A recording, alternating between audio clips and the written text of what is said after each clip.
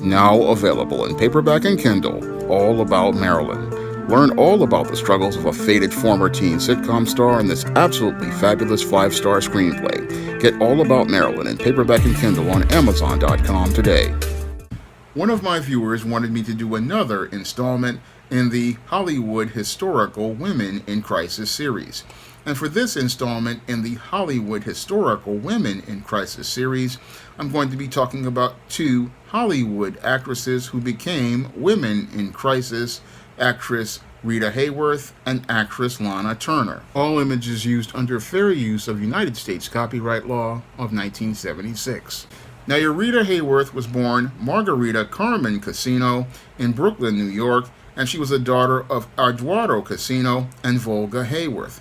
Now, your Eduardo Casino and Volga Hayworth were both dancers, and while your Eduardo Casino wanted his daughter to be a dancer, her mother, Volga Hayworth, wanted her to be an actress as well. And this road to becoming an entertainer and following in the legacy of her parents led your Rita Hayworth on the road to becoming a woman in crisis. Now, your Rita Hayworth was trained to dance ever since she was 3 years old, and while she didn't like it very much, she still wanted to respect her father, who didn't really have much respect for her. Now, as they were on the road to learning how to become entertainers, your Rita Hayworth is taken on the road by her father, Eduardo Casino, and they became an act known as the Dancing Casinos. And since under California law, your Margarita Casino could not work in nightclubs, your Eduardo Casino took his daughter on the road to Tijuana, Mexico, and it was there in Tijuana, Mexico, that your Rita Hayworth was dancing with her father, and sadly, as she was dancing with her father, she was being sexually abused by her sexually deviant father. And this was a trauma that Rita Hayworth took with her as she was working on building her Hollywood career. And as she was building her Hollywood career, it was this sexual abuse that basically made it where your Rita Hayworth had a hard time having relationships with people as an adult. All of the sexual abuse that she suffered at the hands of her father made it where she had a hard time working behind the scenes on many movies, like working with the head of Columbia Pictures at the time, or even working inside of a marriage. Now, while your Rita Hayworth was a very outgoing person on screen, in real life, she was a shy woman who suffered from an inferiority complex, and this really parallels what I wrote about in my screenplay, All About Marilyn, how actors are oftentimes the polar opposite of the characters they portray. So, as your Rita Hayworth was coming up and becoming a big star, she had real problems with relationships with many men in her life, and really had a hard time having a bond with a man and a connection with a man, because she possibly had problems with dealing with males in authority or trusting men to be authorities over her due to the sexual abuse she suffered at the hands of her father and the toxic marriage she had with her first husband. Now, in 1937, I believe your Rita Hayworth was 18 years old, married Edward C. Judson to try to get out from the authority of her father, and she thought that this man who had helped build her career in the beginning would be someone who protected her. Unfortunately, while this man, this Edward Charles Judson, was a shrewd businessman, he was a very domineering and abusive man, and as he managed her career and helped move her career forward, he did not help your Rita Hayworth grow and be able to heal from her abuse. No, he further abused her. This is why she filed a divorce for a complaint of cruelty, and this man's cruel behavior made it where while he helped himself to her money, had her transfer a considerable amount of property to him, and promised to pay him $12,000 so that he would not hurt her any further physically. So I believe that the trauma that Rita Hayworth suffered at her father's hands and then at the hands of the first husband she had laid the foundation for her becoming a woman in crisis, And as she became this woman in crisis, she then, after she went out here and had this relationship, was not really able to function in a healthy relationship. So as things went on, we had your Rita Hayworth did manage to find a guy, Orson Welles, one of the most brilliant men in film, and she managed to marry your Orson Welles, and your Orson Welles was trying to go out here and work with Rita Hayworth, but he didn't want. But the thing is that she said he had no interest in building a home, so he didn't want any responsibility. So the whole relationship basically was one that just fell completely apart, because while your Rita Hayworth got involved with him looking for another man to build something with, your Orson Welles really wasn't interested in building anything, and that's how her relationship fell apart. Now, this is the second toxic partner she wound up getting involved with, and again, we can see how the roots of her failed relationship start with her father, and how this leads to her attracting toxic men to her, because she was never nurtured, as I see it, by her father, and because she was never nurtured by her father, she did not know how to find a nurturing partner. Moreover, she didn't know how to find a man who would be a leader, because she had been following behind a toxic man, so she just kept attracting herself to toxic men.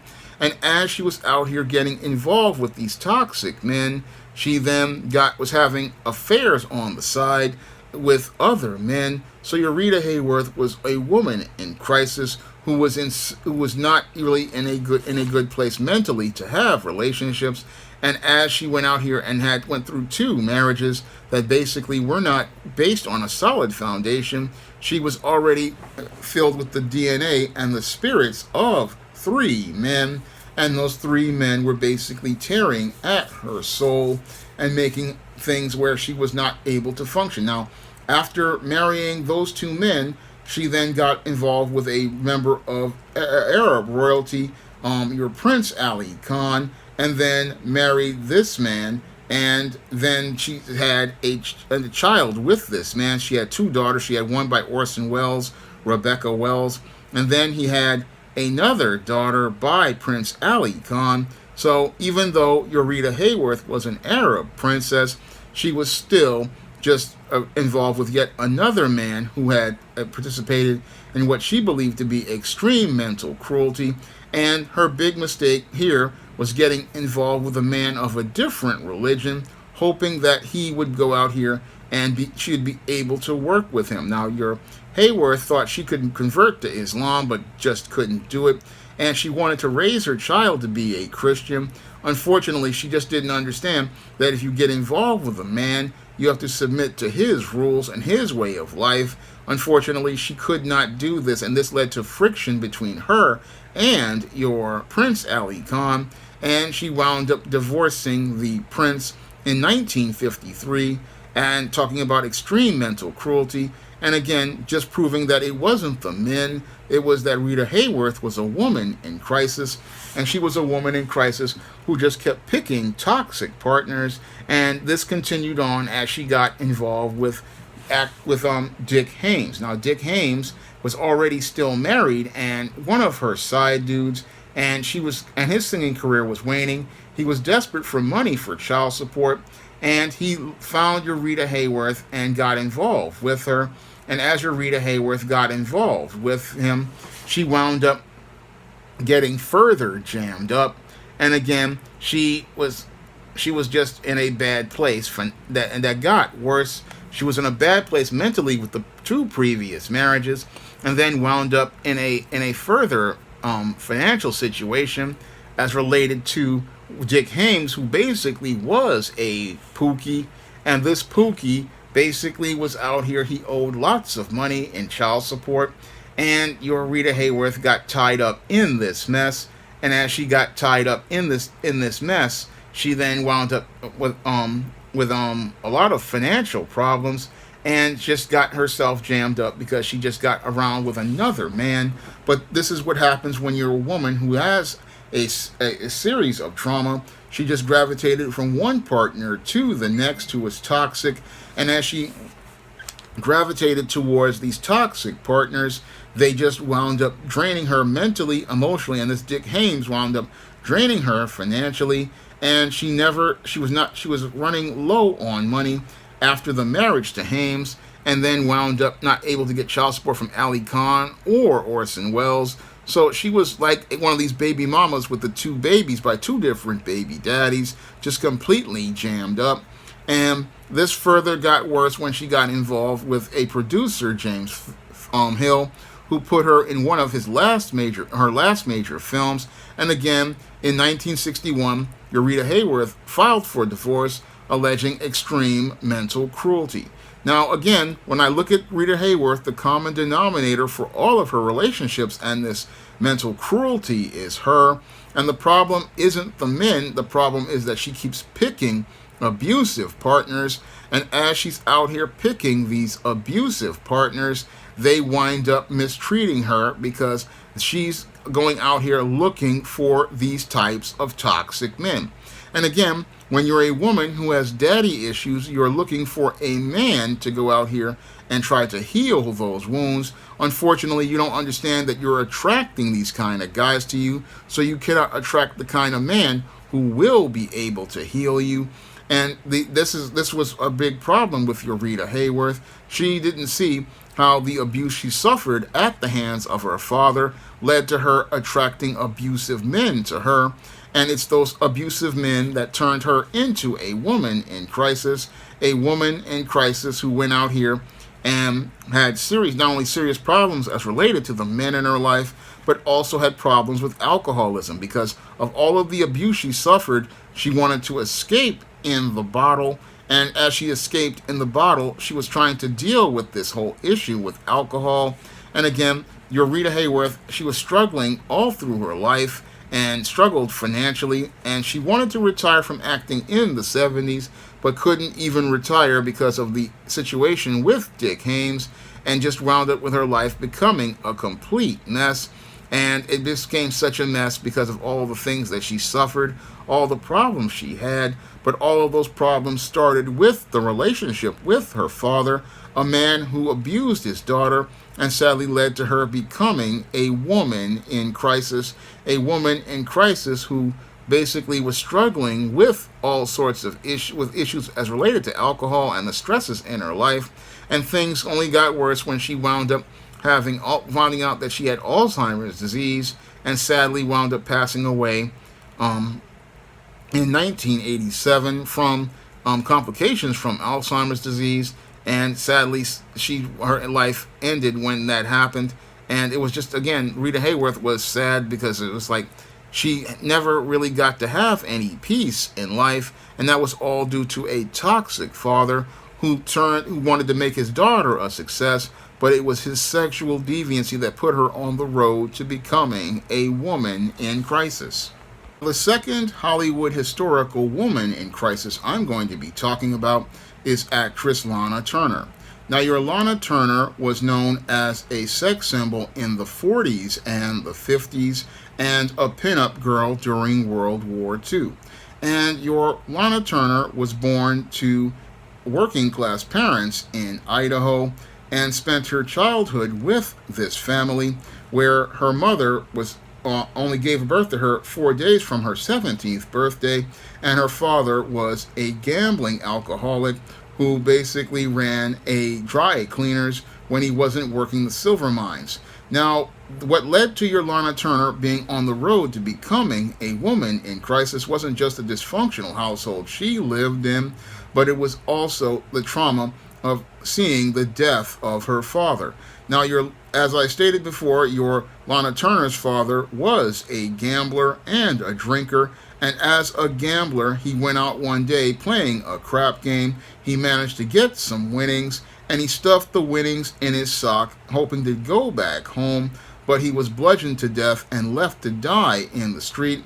And this led to severe trauma for your Lana Turner, and it led to the complete upheaval of their already struggling family. Because with the father passing away, there was nobody to run the dry cleaning business, and the mother had to go to work 80 hours a week, and your Lana Turner had to be moved from home to home in order for her to have a place to stay and go to school while her mother worked 80 hours a week. And as she was in these different homes, she was beaten up and abused. And this led to her further rebelling because as she was grieving the death of her father, your Lana Turner was in her teenage years. And one day she decided to cut class. And as she was cutting that typing class, she then went and was discovered by people in Hollywood. Now, as she was discovered, she then started working at on movie sets on the road to stardom. Unfortunately, because her foundation was dysfunction, she wound up further on the road to becoming a woman in crisis because even though she was a sex symbol, she just did not know how to function in life and be a helpmeet and a partner to a man. So she did not know how to, because she didn't see a healthy relationship in front of her, she wound up participating in dysfunctional relationships throughout her life that further led to not only her becoming a woman in crisis, but put her daughter on the road to becoming a woman in crisis as well. And again, Lana Turner's road to becoming a woman in crisis started out with her foundation in a home where she just learned dysfunction at an early age, and she also became dysfunctional because she did not have a healthy relationship with her father, and that whole core foundation led to her falling down a road where she became a woman in crisis, attracting one toxic partner after the other, to the point where she had been married for eight times and went out here and just could not make a relationship work. Now, your Lana Turner, she was married 8 times to 7 different men. The first was Artie Shaw, who was the band leader who she eloped with, and the marriage only lasted 4 months. And then it was after that divorce that she found out she was pregnant, and then that she underwent an abortion. In that case, further escalated the trauma. And then she got involved with another man who was Steve Crane, who was still married to his first wife. And again, this was she was basically a side piece he was with. And then they decided to get married. And then Lana Turner wound up having a child by that man. But what we see here is a starting of a pattern of getting involved with toxic men. And again, getting involved with toxic men because the first man in her life was toxic. And just like Rita Hayworth, there was an issue with the father that led to her picking these men, because when a woman has a father in her life who is toxic, that's her model and her example for manhood. And sadly, if she has a toxic example for manhood, that's going to lead to her becoming a woman in crisis. Now, after marrying your Steve Crane and having the marriage annulled, she learned she was pregnant with his child, and then wound up remarrying the same man, but then divorced a year later. And was also having an affair with Clark Gable, which is alleged. So your Lana Turner was one of those women who was out here monkey branching from man to man and having relationships with man to man. And she came this close to having a relationship with Tyrone Power, but your Tyrone Power, as he was having an affair with her, he learned that she was pregnant, but she had another abortion, and your Tyrone Power then divorced his wife and then dumped Lana Turner and then married another actress who he had an affair. So instead of her attracting quality men, she was attracting pookies and ray-rays, or whoremongers and bums. And as she was attracting these low-grade men, she was considered one of the most popular stars. But sadly, it was her lack of character and values that led to her attracting these very toxic men. And as she attracted these toxic men and was having sex with them, she was getting the DNA and the spirits of these men bound to her. And this further led to her becoming a further woman in crisis. So when I look at your Lana Turner, she really reminds me a lot of today's modern woman, with all of her multiple relationships and none of them working out. And it all starts with her dysfunctional family from the start. And things would only get worse for your Lana Turner, who got involved with a member of organized crime, your Johnny Stampato, who just got involved with her. And that's when she went from being a side piece, was being pumped and dumped, to being abused by a man physically, and your Johnny Stampato threatened to go out here and kill Lana Turner's mother, threatened to cut Lana Turner's face, and threatened to hurt Lana's daughter, Cheryl, as he was physically abusive. And one day he basically escalated his violence to the point where he had just went out here and attacked Lana Turner, and her 14-year-old daughter decided to defend her mother by stabbing this member of organized crime and killing him. Now, this further scarred your Cheryl Turner, basically making your Cheryl Turner emotionally scarred and traumatized to the point where she had to be institutionalized for a time. Now, your Cheryl had been, again, heavily scarred by this whole incident and seeing her mother beaten, and this put your Cheryl on the road to becoming a woman in crisis, just like her mother. And again, when we look at this whole story, it's like watching 3 generations of women in crisis, because as your Lana Turner went out here and saw her mother in a dysfunctional relationship, she followed in her mother's footsteps. And as she followed in her mother's footsteps, her daughter saw her exact same model of dysfunction, running in and out of the beds of different Hollywood men, monkey branching from one man to the other, being pumped and dumped as a side piece, being played with, and then rounding up in the arms of an abusive Pookie. And many of her roles, many of her life was in crisis, and it basically mirrored the movie Imitation of Life. Now, the 1959 version of Imitation of Life was a movie that basically mirrored Lana Turner's life, where she was an aging and struggling actress who wanted to continue getting to stardom, and sadly she got involved with the wrong men, which led to her being in a mess. And your Lana Turner took this role, trying to get, just to get some work, and 50% of the net profits, because at the time Lana Turner was struggling with debt to MGM and legal fees from the divorces and other financial issues as related to her daughter's taking the life of that member of organized crime.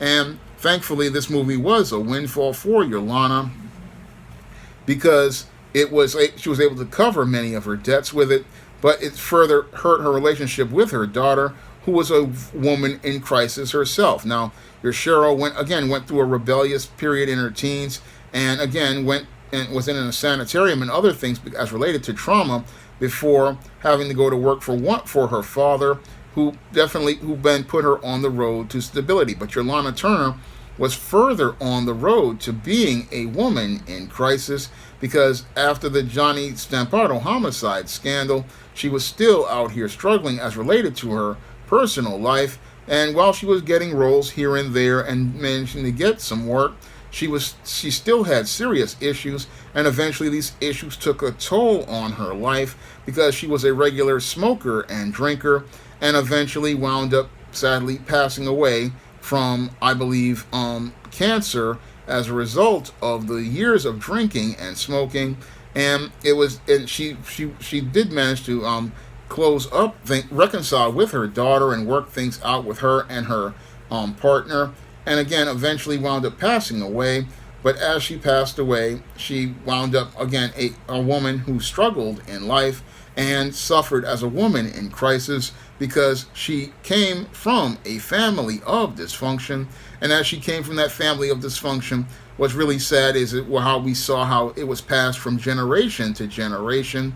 And as it was passed from generation to generation, as these women got material success, they still had issues in their personal life. And when I look at several chapters of Lana Turner's life, they mirror that of chapters in The Woman Crisis, such as alcoholism and The Woman Crisis, and chapters where I talk about how women go out here and pick bad partners when a woman's right to choose a man, because when Lana Turner chose men, she chose lots of toxic guys, and it shows no matter how beautiful the woman is, if comes from dysfunction, she's going to bring dysfunction to you. So this whole case, as related to Lana Turner, really shows what happens when you're a woman who has not been raised with a good father and not raised in a healthy environment.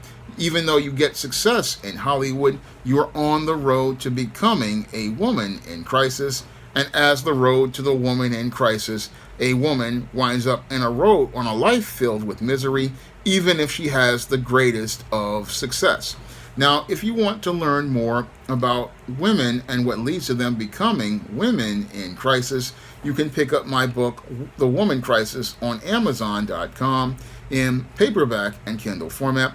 You can also find The Woman Crisis at other online booksellers like Smashwords, the iBookstore, and Google Play. And if you want to see me do more videos in the historical Women in Crisis series, you can send a donation to the Cash App or the PayPal. And if that woman is somebody I know something about, I will make a video about her. That's all I have to say for this video. You can comment, rate, and subscribe.